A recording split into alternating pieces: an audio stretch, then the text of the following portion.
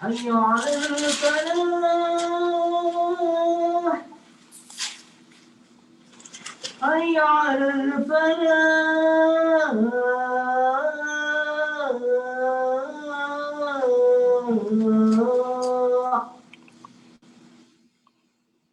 الله أكبر الله أكبر لا إله إلا الله.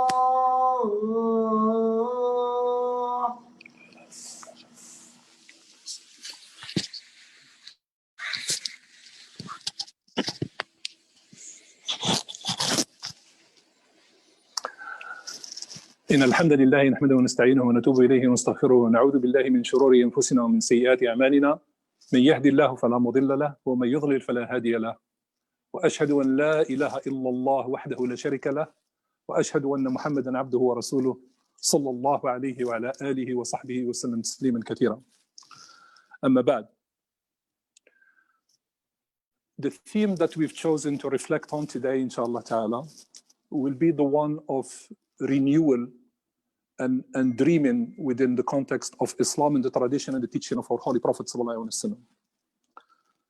It's quite interesting that if we look at the Prophet sallallahu alaihi wasallam as a teacher in his capacity of being someone that teaches to inspire from his position of leadership, that of being a prophet, that of being a community coach, one of the things that he has spent an inordinate amount of time on is this notion or this endeavor to be invested in improving the community and constantly moving it so it renews its faith, and as such the faith does not become stale.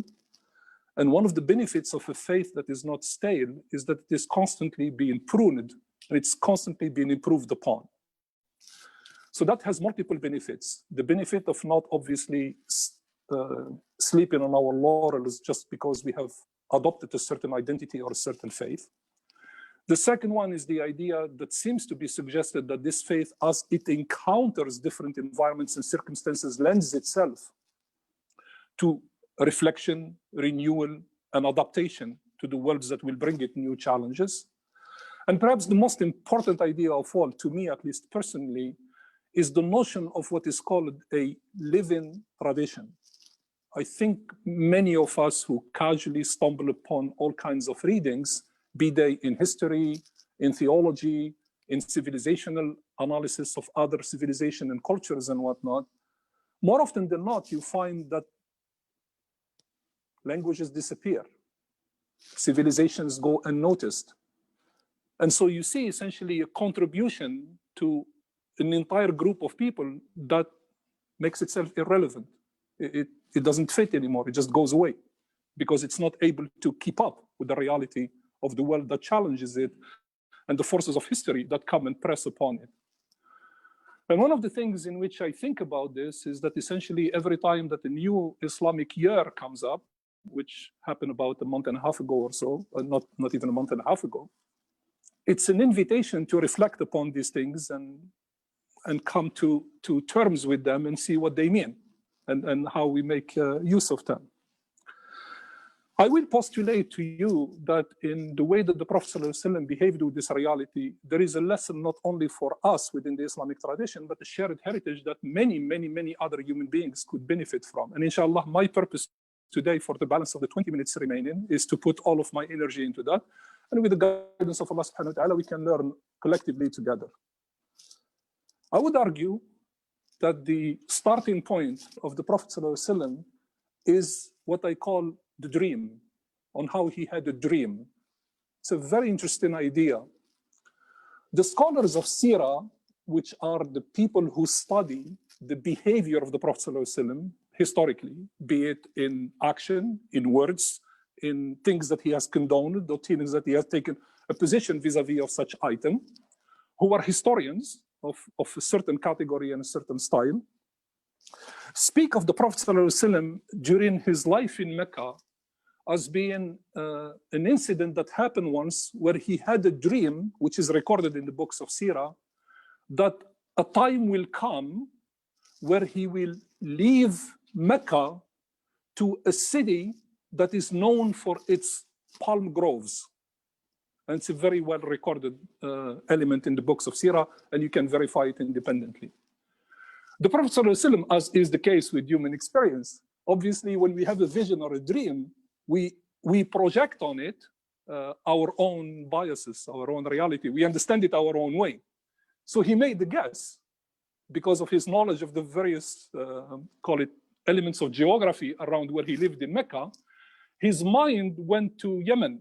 He thought that this palm grove city could be south of Mecca, and perhaps it's an omen that one day will come where he might find liberty and freedom in going to Yemen, perhaps. And some scholars say he had two particular guesses of where it is likely to be. But then the interesting thing is, later on, he realized that the reason for which the name of the place, he saw it in his dream as a place that had a palm grove, but the name was not revealed to him, had wisdom behind it. That will become apparent a little later.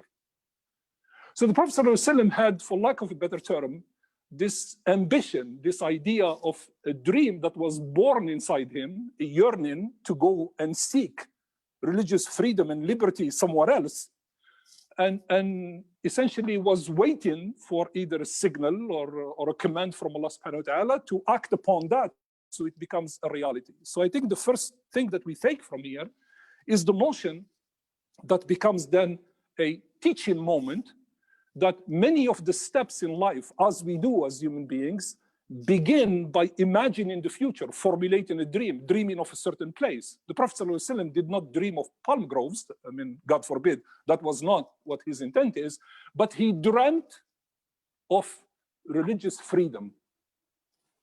He dreamt of religious freedom. Mecca became a prison for him.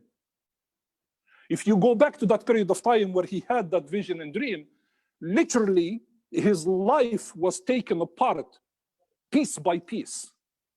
He lost his wife, he lost his relatives, many of them, and we can go through the list today. He lost his entire support structure. His clan disowned him. He lost all of the alliances that were in existence that could have come along because of who he was and who he belonged to, all gone. He had no economic base because essentially Khadija was his bank and it was no longer there. And the Meccans did not stop there. They were actively dismantling his support network. For a period of 2 years, they imposed a blockade on him, which was so extraordinarily tight to the extent that even the food and the daily sustenance had to be reduced to these poor Muslims in Mecca eating tree bark and leaves falling from trees and whatnot to just keep themselves alive and survive day in and day out. And so they were on a quest in that. And obviously, as it is very well known towards the end, it also became a life threat to him because also his life was put into jeopardy.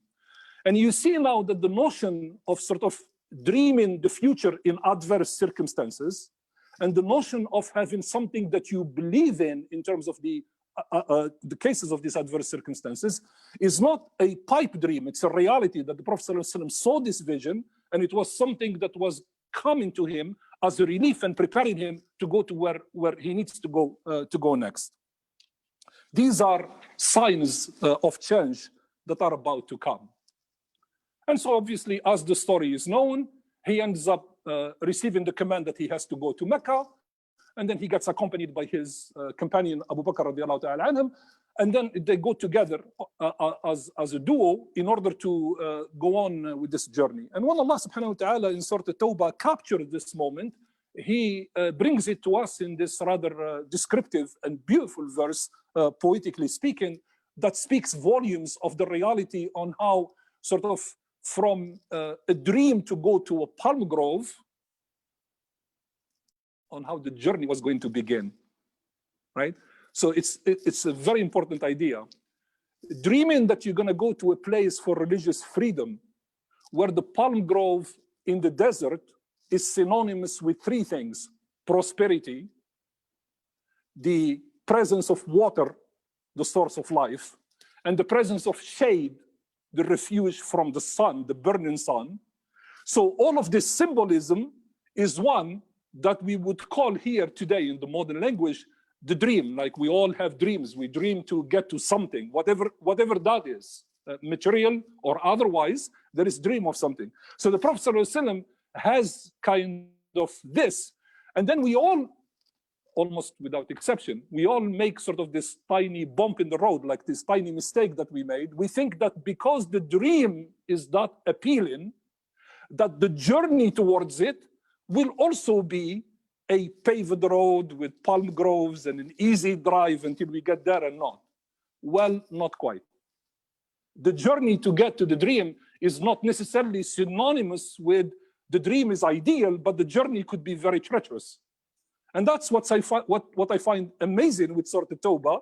It focuses not so much so on the dream, but it focuses on the journey. What does it take to get from here to there? So Allah subhanahu wa ta'ala بعد أعوذ بالله من الشيطان الرجيم begins by telling us إِلَّا تَنْصُرُوهُ فَقَدْ نَصَرَهُ اللَّهُ. If you do not support this prophet, then Allah will support him.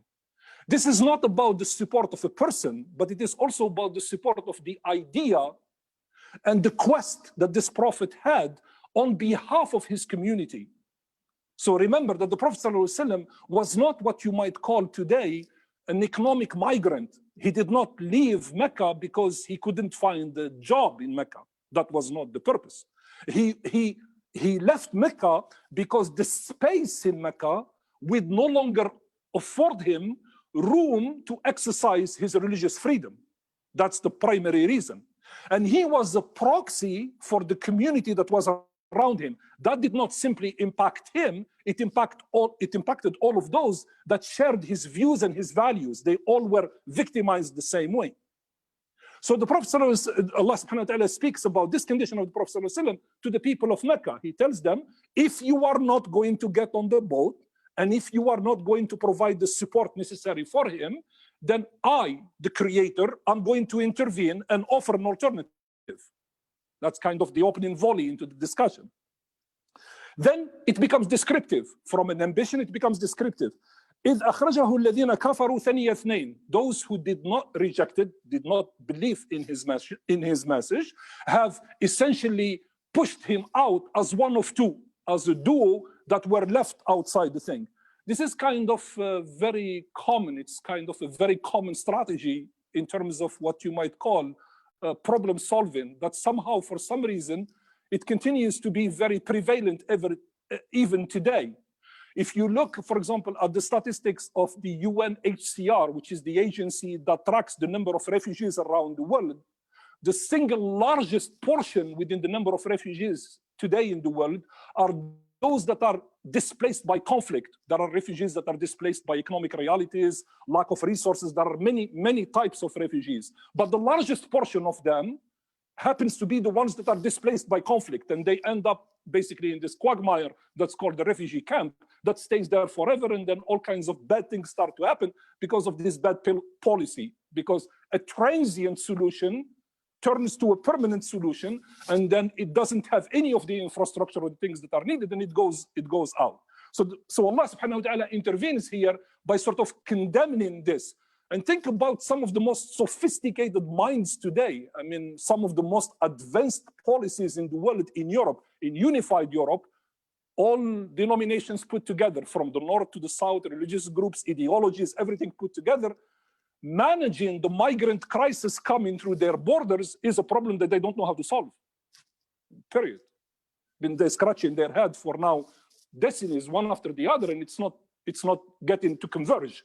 In fact, it goes from one crisis to the other when you think about it more than anything else. So you see why this verse is not only relevant, but it is contemporary. It kind of speaks like today, right now. As the reality that we live in. And that's the miracle of the Quran. It's not a linguistic miracle, it's the miracle of the relevance of a living tradition where the ideas behind it continue to be applicable all the time. So that's kind of one of the big ideas. And then Allah subhanahu wa ta'ala describes the reality of these two. He says, إِذْ هُمَا فِي الْغَارِ إِذْ يَقُولُ لِصَاحِبِهِ لَا تَحْزَنْ إِنَّ اللَّهَ مَعَنَا. The two of them then seek refuge in a cave. And then one of them turns to the other and says, do not worry, God is God's presence is with us. Don't you worry, because it's not just the two of us, God's presence is with us. I find this very, very fascinating, right? The Prophet ﷺ dreams of palm groves. And where does he find refuge? In the darkness of a cave. But because he understands the objective of the journey, he understands that this is a pit stop of a challenge that will build in him resilience to go towards a better ambition and a much bigger thing.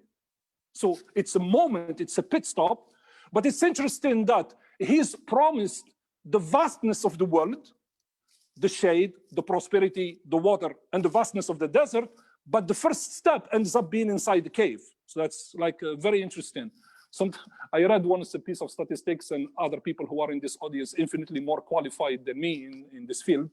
I read once that one of the characteristics of something that is called an entrepreneur is fundamentally this idea of resilience. They don't get measured by how many home runs they have achieved, but how many bad starts that they were able to survive, be resilient, and come out on the other end to be able to start again and not be deterred from what the objective is. In some way, the Prophet ﷺ here has this entrepreneurial spirit in religion, like if I am allowed that analogy, if you wish. So that's kind of what is very, very pertinent in our discussion today. So he gets then this notion to then continue to go beyond that. It's very interesting then on how the community around the Prophet ﷺ reacted. So as the bellwether that essentially tells the future that you should follow, there are people who wholeheartedly, when he told them it was time to migrate, they jumped in, and for lack of a better term, they wanted to share his dream. Off we go. There are those who, for some very valid reason and extenuating circumstances, just could not. Slaves of Mecca, you had to go get permission from your owner. There were all kinds of difficulties that prevented some others from going. And there are those that the Quran actually called out specifically, called out by name specifically in one incident. Ibn Abbas reports that there is a verse that was revealed in the Quran in which Allah subhanahu wa ta'ala said the following thing. إِنَّ الَّذِينَ تَوَفَّاهُمُ الْمَلَائِكَةُ ظَالِمِي أَنفُسَهُم. Those that the angels come to grab their souls because they have transgressed amongst themselves. The angels ask them, قَالُوا فِيمَا كُنْتُمْ. Why are you here in a battleground against the Prophet ﷺ? Whereas you are Muslims, we know that you are coming from the right perspective. So why are you in the enemy's camp? These are the angels querying these people. قالوا كنا مستضعفين في الأرض. We were people who did not have the freedom to express ourselves in this earth, and as such we had to acquiesce to the reality of the world that we exist on. So that's kind of a dialogue going on between an angel and a segment of the community that instead of migrating with the Prophet ﷺ, they kind of left behind. Their reasons are not very legitimate, and then the forces of history collided with them, and they found themselves on the wrong side of the fence, kind of Muslims in the closet, but they had to fight the Prophet ﷺ and his companions. So the Quran came out with something that is a lot more, shall we say, difficult to go and reflect on and do with that. Then the angels throw at them a challenge, and that's the only part of the verse that I'm focusing on here because it's the one that is relevant to us. Then the angels throw at them a challenge, which is worded like this in the Quran. قالوا ألم تكن أرض الله واسعة. You made an argument, but isn't the earth of Allah subhanahu wa ta'ala vast enough? Why did you have to create a self-imposed prison on yourselves? There is vastness in this earth. And I think that that's really, really important. Important in the sense that the quest for religious freedom, this Prophet ﷺ, one of these amazing legacies that he left with us is this idea of when we seek religious freedom or religious liberty, it is something that needs to be not a dream that is stale, but a power that moves us towards realizing that particular dream. Am I making myself clear? I think that's the real key point, that the pieces join together on how essentially an idea migrates from a cognitive experience to an emotional reality that then animates someone to do something that is wonderful, like to really pursue religious liberty and religious freedom by doing the most important stepping stone of all of them, is to realize that the ecosystem that I come from is not conducive to my growth. This soil, if I plant any seeds in it, even if I water them and I protect them and I put on them insecticide and pesticide and whatever the case is, or nutrients, is not going to grow into something that is fertile. I need to go to a ground where I can find an ecosystem that is conducive to my growth. Make sense? Right? So this is not a transactional argument. It's a very logical argument on how you go from one thing to the other to do what is right. And it's very beautiful that the Prophet ﷺ does this. And my two last points, and on them I will conclude the khutbah, inshallah. So he arrives to Medina. He arrived to this promised land, this palm grove. And I find it fascinating on contrasting the climate in Mecca, where the Meccan walls, figuratively speaking, collapse on him to the point that he can't even breathe, where his religious freedom is taken from him, where the palm groves of Medina, in fact, the walls get pushed out for him, so he gets welcomed into a vaster space. So how do the Medinians come to welcome him? They chant, they celebrate. You see already in the arrival of the Medina, the new identity of Islam that doesn't start with survival, but starts with joy and celebration. Right? So we came from a place where we couldn't even breathe, and we are coming to a place that the first thing that happens is somebody turns the lights on, and it's bright, and it's beautiful, and it's joyous, and kids and women are singing, and hymns are being shared, and people are saying welcome. And that's pretty amazing as a starting point, which means that the dark page of history has been turned, a new chapter is being written, and this new chapter is a chapter of hope and rich in fulfillment and desires and whatnot. So you see immediately on the benefits of the dream of the Prophet ﷺ having essentially a trickle-down effect on every member of that community as it goes towards them. SubhanAllah, even the Quran narrative changes. The entire period of time of Mecca, the Quran narrative is essentially theological. It's arguing God's presence and monotheism. Essentially, now, the entire Quran narrative starts to talk about human relations, interreligious relations, transactional laws, all kinds of things start to happen. Why?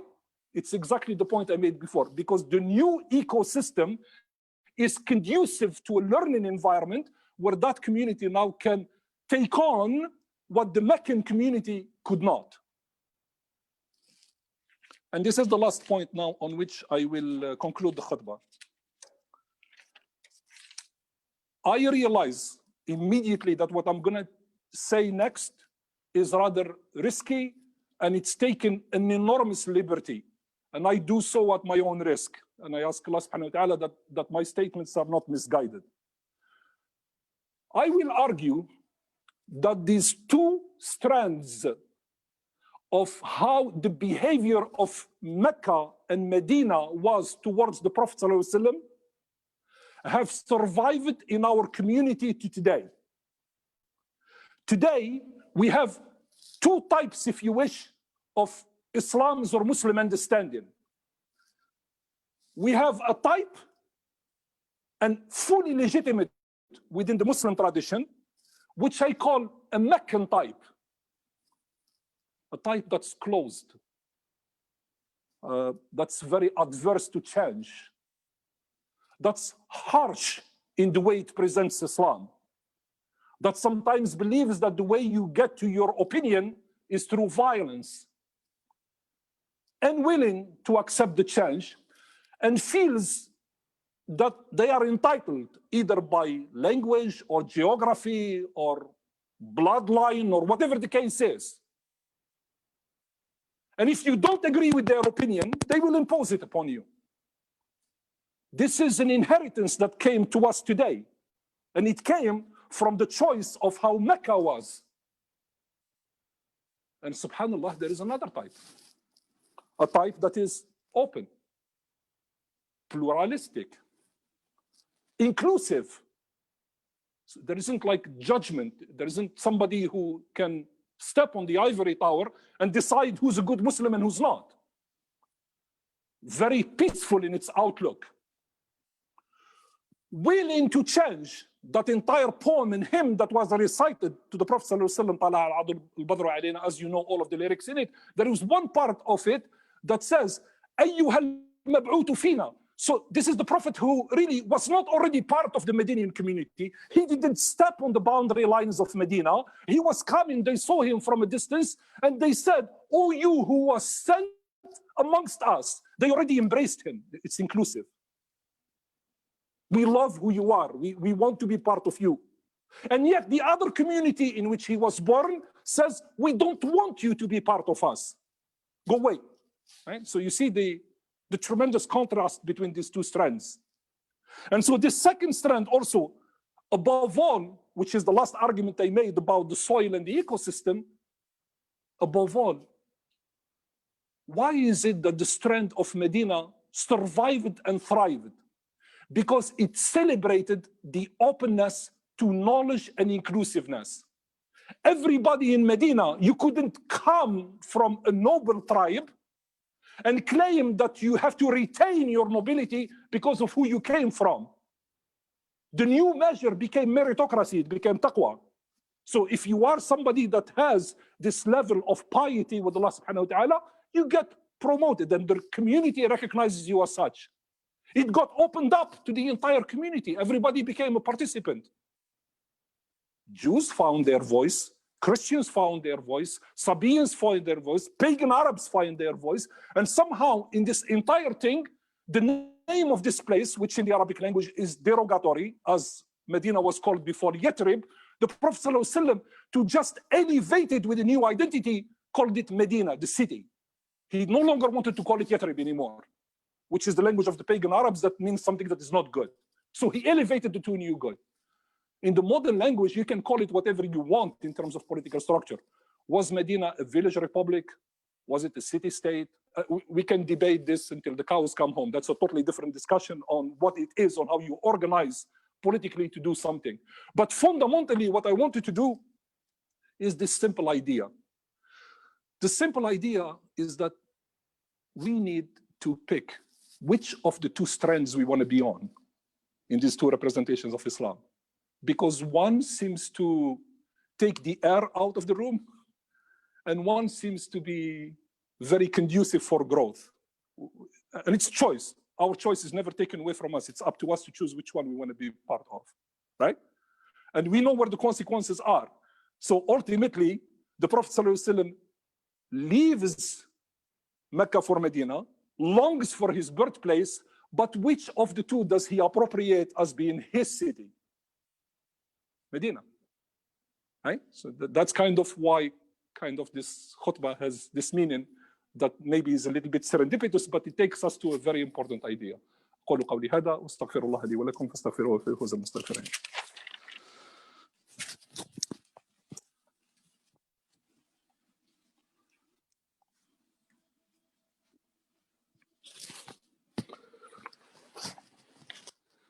الحمد لله ثم الحمد لله واشهد ان لا اله الا الله وحده لا شريك له واشهد ان محمدا عبده ورسوله صلى الله عليه وعلى اله وصحبه وسلم تسليما كثيرا اما بعد. Oh Allah, we ask that you accept from us our prayers. Oh Allah, we ask that you accept from us our offering today in the presence in your house. Oh Allah, we ask from you that you remove this pandemic and this plight from our community and ease our pain and our suffering. Oh Allah, please find the cure. Oh Allah, please find the cure. Oh Allah, please find the cure. Oh Allah, whoever is suffering something in this audience or online, oh Allah, please ease their condition. Oh Allah, please cure whoever needs to be cured. أقول قولي هذا واستغفر الله لي ولكم وأقم الصلاة إن الصلاة تنهى عن الفحشاء والمنكر.